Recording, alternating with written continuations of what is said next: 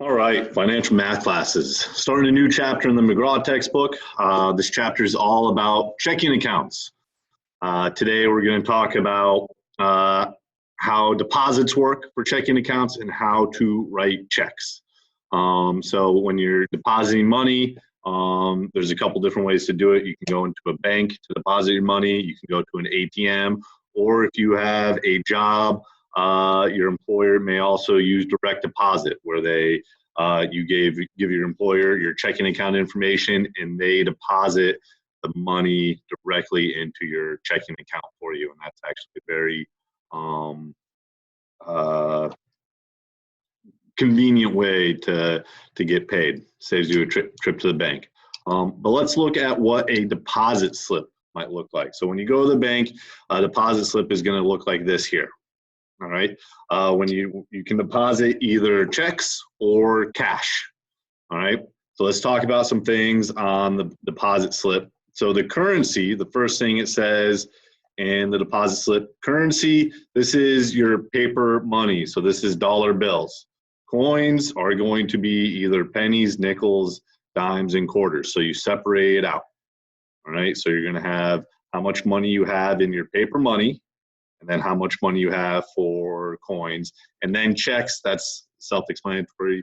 You just have you might have a few checks to deposit. So let's look at this information up here. You have a check for $223.47, a check for $24.75, and then you'd also like to deposit the checks and receive 2 $10 bills, 3 $1 bills, 10 quarters, and 10 dimes.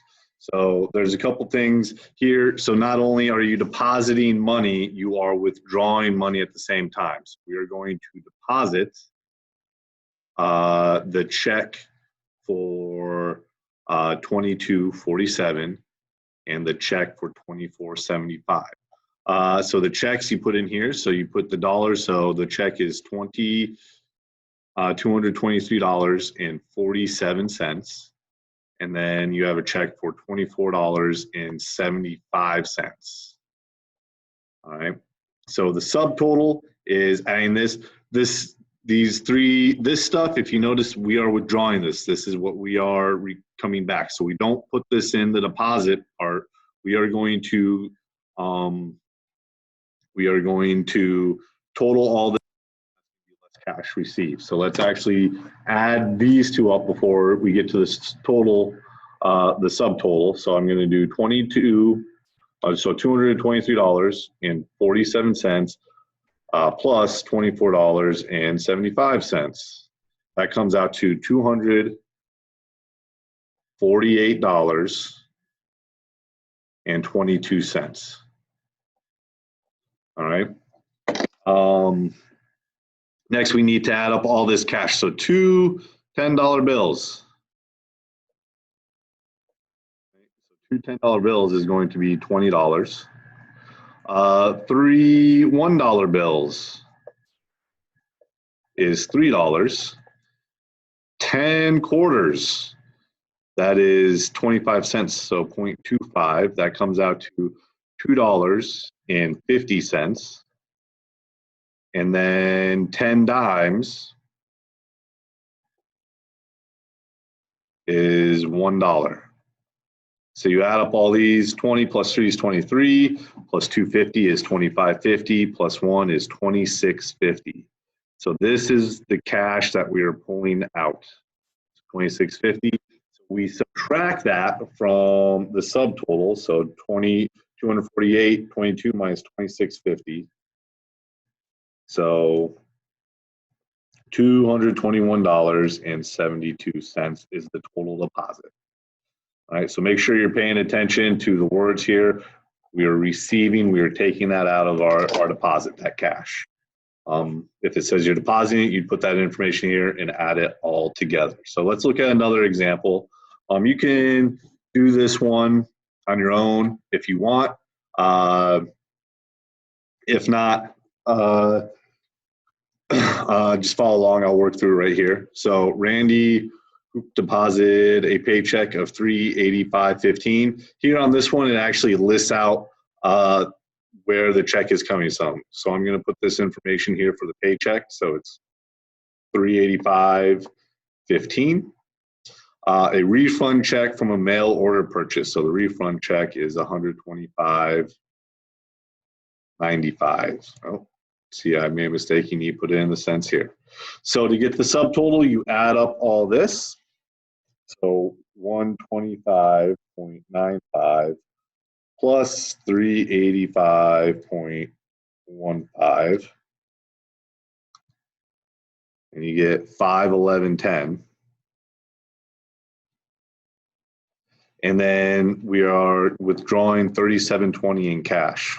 Kind of a weird amount to withdraw, but then you subtract these two. So 511.10 minus 37.20 is $473.90. So make sure you're paying attention, whether you are, you know what? I misread that. See, I already made a mistake. We are not getting that back in cash. We are depositing that cash. So that cash, the 37.20, that goes up here. So $37.20. Not sure whether it's coins or not, so you just put it in the currency. Now when you add it all up, less cash received. We're not getting any cash back, so we're just ignoring that. So when you add up all these, you get 548.30. There we go. All right. Next thing we're going to talk about is the check writing process. The check writing process is so when you open a checking account, you can get checks.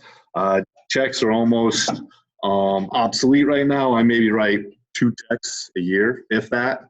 But sometimes there might be a time when you're going to write a check. So let's talk about how to write checks. So here's an example of a check. Margaret Miller is buying a gift at a department store on March 23rd, 2000, whatever it is. So we will, okay, 2000. It's sometime in this century. So the cost of the gift is $45.78, and she pays by check. See the figures. Here are the things. So step one. All right. Here is step one. You write the date on the date line. All right. Step two. Write the name of the person or organization in the pay to the order of. So here is the step two. It's just going to a department store. This could be a name. You're writing it to a friend. You'd put your friend's name there, but that goes there. Write the check amount as a numeral. This is step 3 right here. You put how much you're writing it out. And then step 4, write the amount in words. So step 4 is right here. So 45.78. So the reason why you need to write it out in a numeral and in words is this prevents people from changing the numeral to a greater value. So it's really easy to like go in here if you were given a check and just put a 1 there or something, or maybe even like a 10 in front of it. So all of a sudden that check, instead of being $45, it's $1,045.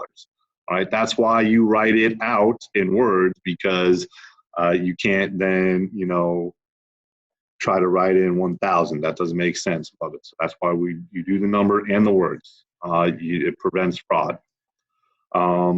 Make a notation of the memo line. So this is step 5. This is more for you for when you get to the check registry, what the check went to. And then step 6 is you sign the check. All right. So let's look at this stuff. So we're going to complete the problems. So Manuel Romero is buying a drill press at Harry's Hardware. The cost is $165.52. He is going to write a check. Answer the following about the check. So question 3, whom is the check payable to? Harry's Hardware, right there. Harry's Hardware. I'm just going to write Harry's. No, I'll write out Hardware. How do you write the amount in word form? So 165.52, I'm going to actually write that here. So you do 100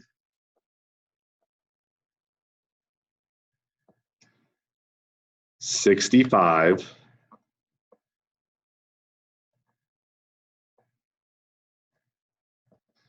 and to do the cents, you just do the cents, how many you have over 100.